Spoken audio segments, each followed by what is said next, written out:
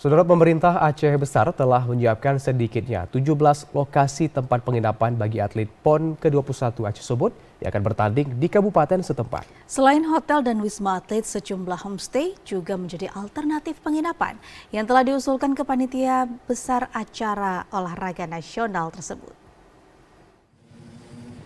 Hotel di kawasan Lambaru, Kecamatan Ingin Jaya, Aceh Besar menjadi salah satu dari 17 lokasi penginapan yang telah ditawarkan pemerintah kabupaten setempat kepada panitia besar PON ke-21 Aceh Sumut. Selain itu, kawasan ini pemerintah setempat juga menawarkan homestay di kawasan Loknga dan Wisma Atlet Kota Janto sebagai alternatif.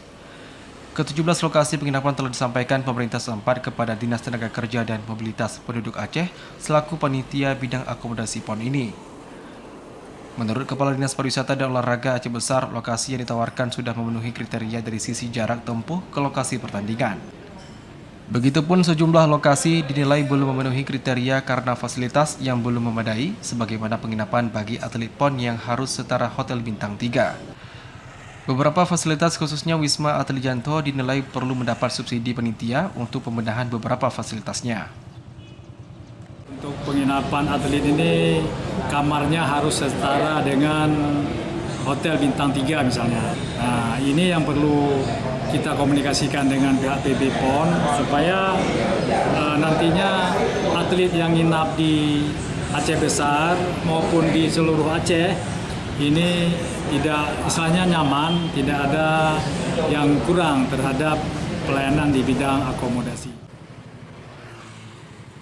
Meski belum mendapat kepastian terkait jumlah atlet yang akan menginap di Kabupaten Aceh Besar, namun ke-17 lokasi diperkirakan mampu menampung sedikitnya 500 orang atlet.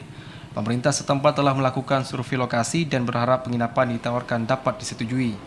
Sebanyak 6 cabang olahraga pada PON ke-21 Aceh Sumut akan dipertandingkan di Kabupaten Aceh Besar.